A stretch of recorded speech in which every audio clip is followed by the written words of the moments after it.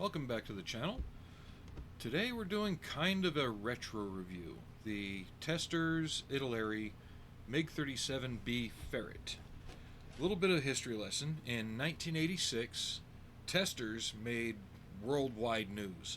They released a kit of the F-19 stealth fighter.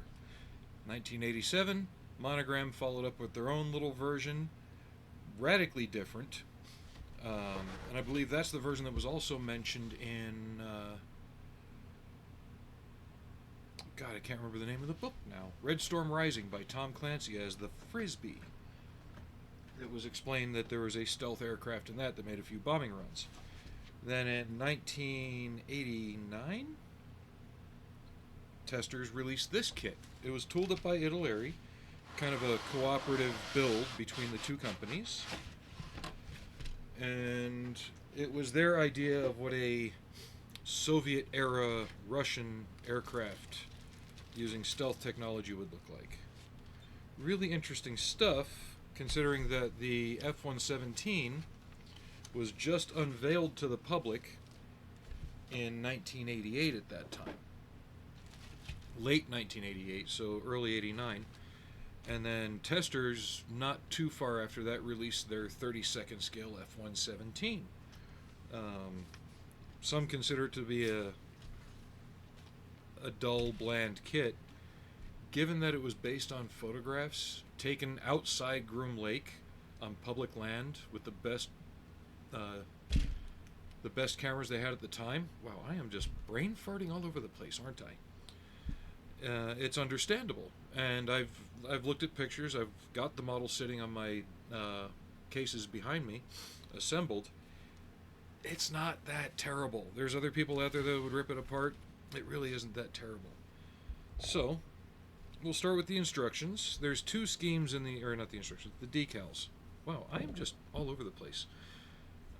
There's two schemes in the instructions. One for an all-black fighter, which would use the deep red markings, or one for a winter scheme fighter, which is, I think, like a gull gray on top or a ghost gray on top, white on the bottom.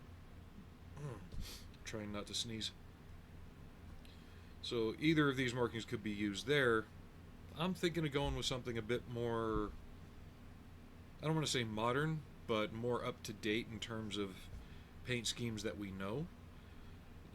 Believe it or not, they actually still look usable. I might decide on which ones I'm going to go with and then test a couple of them, because some of these, like, usually I test it with the emblems and the names, but they're not decal. Only these markings are. So we'll figure something out there. Typical Testors release book featuring all the Fujimi, Italeri, and other kits that they're reboxing. There's the F-19 right there. That was produced in both 48 scale and 72nd scale.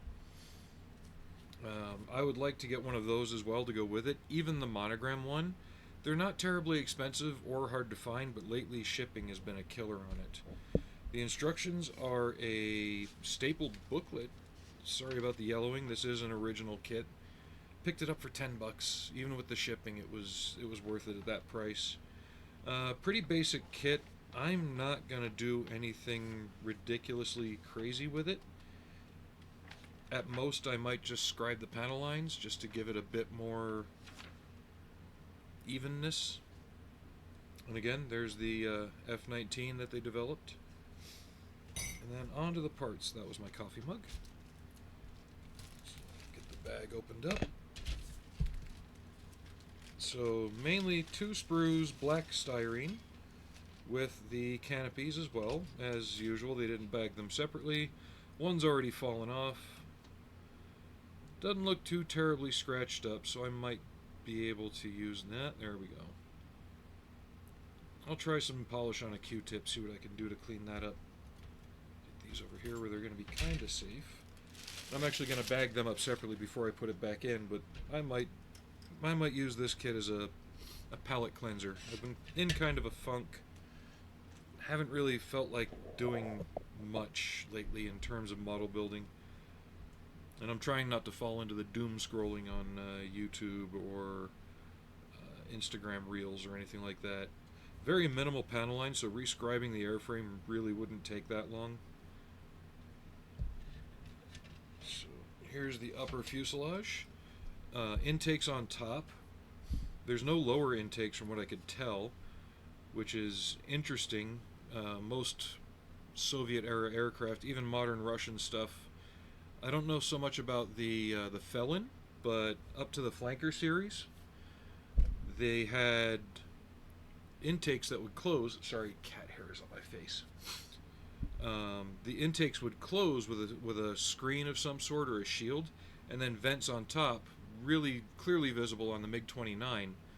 Vents on top would open up to allow rough field landing in use, so that way they could taxi without fear of sucking up stones or anything into the intakes.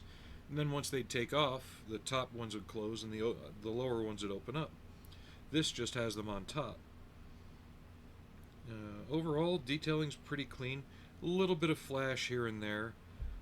I mean, 1987, and what is essentially a sci-fi kit. Pretty nice. Same thing with the lower fuselage. It's equivalent to, I'd say, an F-16 in scale, in size. It is 48 scale. Got some kind of wannabe aphid missiles here, and what the instructions describe as a nuclear weapon here, these weird penguin-looking things. Overall, the detail's pretty nice. Again, not gonna go like whole hog, crazy on it. But just build it to a decent standard, see what I can make out of it. It should be fun. So follow along. I might make that a good slam build on the next coming streams that I do, which will be Sunday and Monday coming up. And also, for part of the Back to Basics build, I'll be starting it on the 15th. Probably on the... Yeah, it'll be the 15th. 15th is a Sunday. So I'm most likely to be off that day.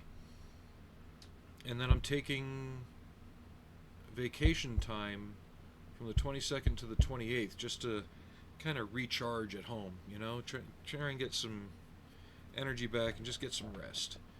And during that time, I'll try my best to stream more regularly on all those days and see what we can do as far as keeping the streams concurrent and doing the Back to Basics build. So thank you all for watching. I hope you found this informative. We have a cat. And I'll see you all later.